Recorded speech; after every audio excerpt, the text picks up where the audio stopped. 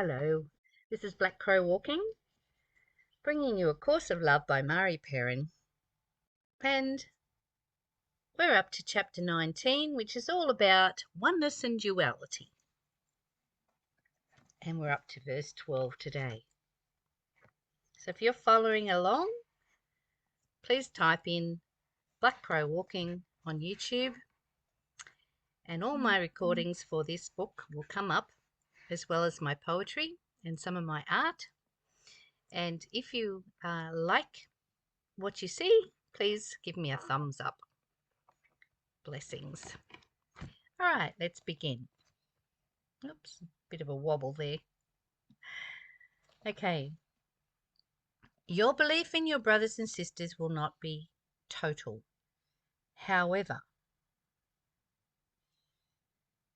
without the union of mind and heart that produces a state of wholeheartedness, so that's what the union of heart and mind is, wholeheartedness, this state was not achieved at all times, by all those who believe in me.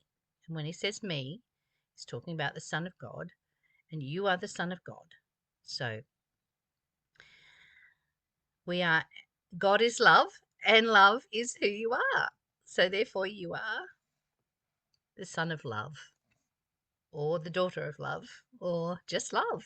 That's who we are, wholeheartedly.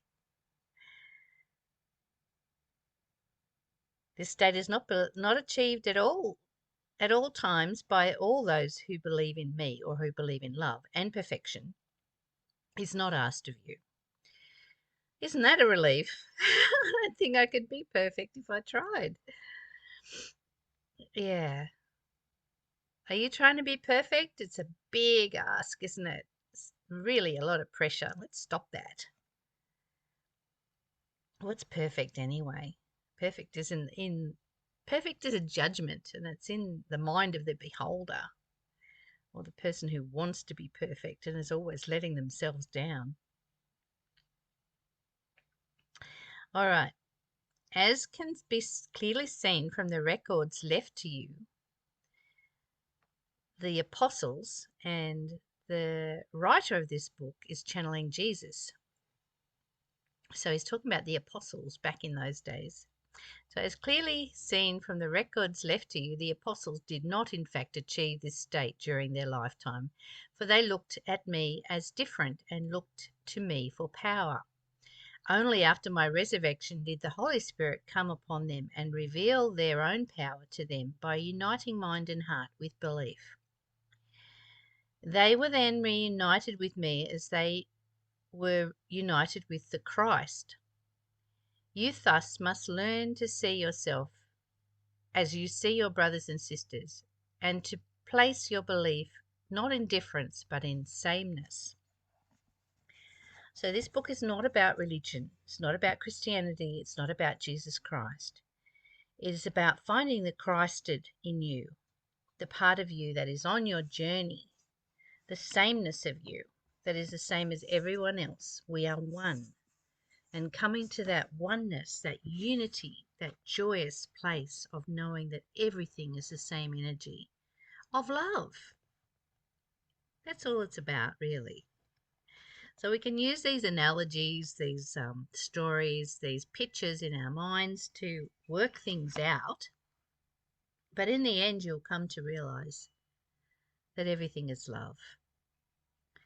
I've been to a funeral today of my uncle, and I cried a lot, not because my uncle had died, but because of the expression of love that was so beautiful to me. And for me, that's what it's all about, expressing love and being love and offering love to our brothers and sisters and to our loved ones and to the strangers in the street. And that's why I love being here where I live on Lake Macquarie, because I live in a community that loves and shows care and supports each other, which is most unusual, but I'm blessed by it. And that's what I see when I walk out into the street and down the lakeway. That's what I see, people who love, and that's what comes to me.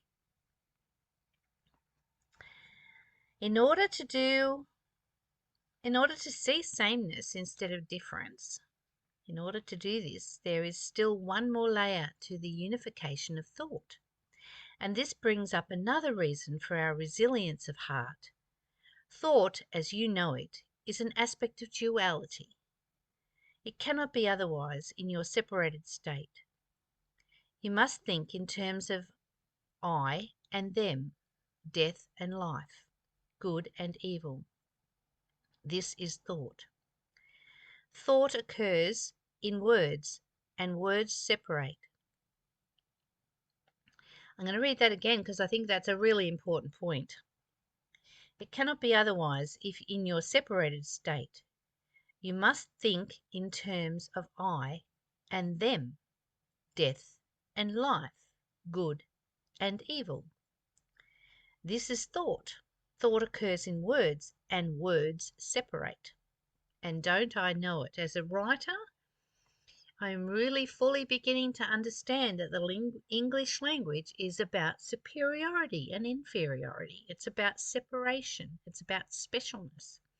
All the things that we've been trained to do from dysfunctional people down through society, through eons, centuries of training that has been instilled into us.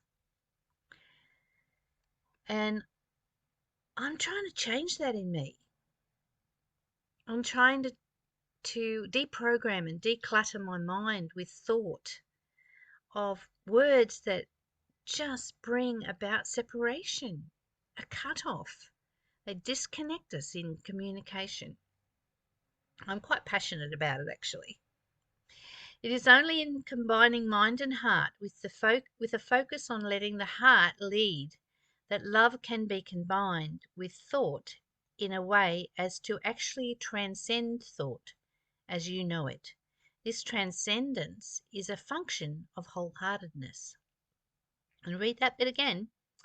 It is only in combining mind and heart, wholeheartedness, with a focus on letting the heart lead that love can be combined with thought in such a way as to actually transcend thought as you know it.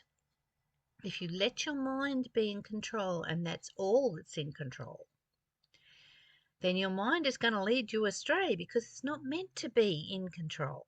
Your heart is. So join your heart with your mind, and join your heart with the heart of love. Join your mind with love. And then you will transcend from this separated mentality and consciousness into unity and oneness with everything. This transcendence is a function of wholeheartedness. I'm going to leave it there. I think that's enough for us to contemplate today. So I hope you transcend from that place of duality, from your place of your thinking mind being in control, and join your heart, beloved. Join your heart with your mind and transcend into unity and oneness, and know that everything is love, and offer that to your brothers and sisters, to your beloveds, and to the strangers in the street. And just know one thing before I go. I love you. Until we meet again tomorrow. Bye for now.